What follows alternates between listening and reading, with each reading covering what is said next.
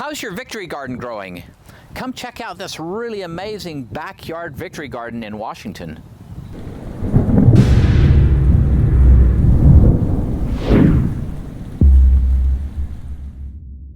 Hey Provident Preppers, I'm Jonathan. And I'm Ceylon, and I was thrilled a few days ago when in my inbox I found this video from our friend and adopted daughter, Barbara. So Barbara has some physical challenges and can't do a lot of the heavy stuff on her own, but she's enlisted some help from some of the elders in her church. And what she's done in this yard is amazing. It's this beautiful victory garden that's highly productive, and quite frankly, I have garden envy. Even with all this, I have garden envy. So let's go check out Barbara's garden. Hi gang, it's Barb Hartman here in Washington, in the Tacoma area. I am an avid follower of the YouTube channel Provident Preppers with Ceylon and Jonathan. I absolutely adore that family. They have treated me with so much kindness, and they have inspired me to try to get involved in the World War II victory gardens. Mine is a World War III victory garden because I sort of think that's going to happen if we're not careful. So anyway, I don't really need all this food, but I have friends and missionaries from the Church of Jesus Christ of Latter-day Saints who have come and helped me with a lot of these projects because I'm handicapped and have certain physical issues where I can't do it all by myself. So they have graciously helped me out, and I really appreciate them. They make me cry regularly, but it's happiness. So just to start out, we got my Nana's Garden sign that I absolutely love, and this sign, it's my Barbie's Garden, and that's my nickname. And then we have cucumbers here. Actually have one I need to pick. Then there's cucumbers over on this side. These are pickling, these are straight eights. These are eggplants right here. And then I have random volunteer nasturtiums, which I also will make vinegar out of, nasturtium vinegar, and I put them in my salad. They're so good. They're spicy. And then these are all, in this area right here, are my Roma tomatoes, so we'll make sauces out of those, and have some basil down below, and some thyme. And on this side, right here, this is my first year growing onions. They're very small, but for first year I'm happy. I'll take it. We'll try again next time. Then the next batch of tomatoes are my heirloom slicers, which are multiple variety, like brandy wine, and there's a Prince in there and a couple other fancy schmancy ones. They're starting to do their thing. And then my zinnias are my treasure because they give me something pretty to look at out the window. And then this is a blank spot. I had to pull up a bunch of little tomatoes. There's thyme in there and some volunteer tomatoes, but I will be planting winter stuff in these two and the onion area. And then there's my corn and cucumbers and beans are in here. So there's some little, and some dill, which is not doing all that great. My beans are getting pretty prolific finally. I'm excited about that. My potatoes are about time to harvest. There's about 3 or 4 different varieties of potatoes in there. They didn't do very well. I'm anxious to see how. Oh, here's a potato right here. Little guy. Oh, there's a bunch of them. Oh, yay! So we got potatoes.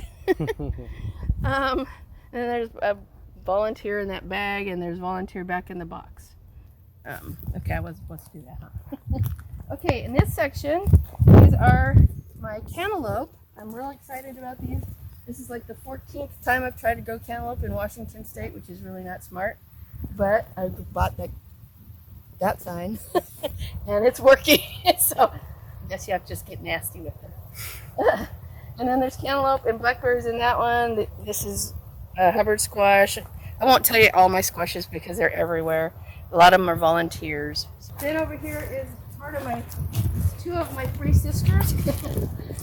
The beans got planted before I decided to do this 3 sister thing. So there's a squash plant and corn in just about every pot. A couple of them didn't quite get corn in it, like this one. This is the little pie pumpkins. And there's a little pumpkin in the bag right here. This one looks like he's gonna die. Oh well, here's what it is. And then there's, that one doesn't look very good either. That's a jack-o'-lantern. And then these are the spaghetti squash. And then there's yellow squashes down here, acorn squash, all kinds of squashes. And then these are my elderberries. This is about a 3-year-old. It's not got very many. This one tends to get flowers on it, and then it loses everything and doesn't make berries. Don't know why that is. But the other one on the other side, which I can show you later, is full of berries. This is my cherry tree and my daisies. The daisies came with the property. I moved in here 7 years ago. And it still needs lots of work.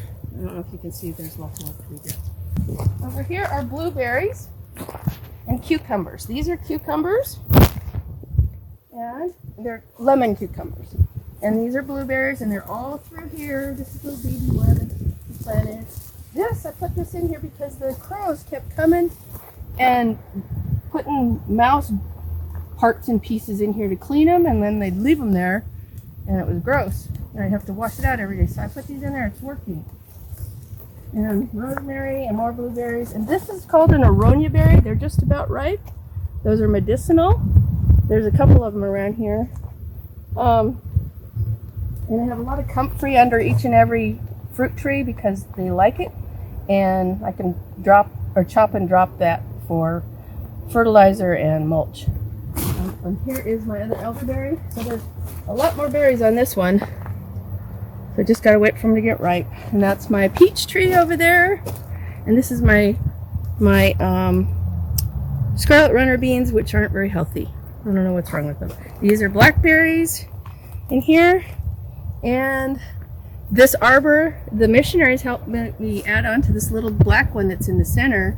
They put these 2 side ones on, and it's so much tidier and so much more garden happy. And let's go this way. Sorry to take so long. That's my asparagus and my sweet potatoes.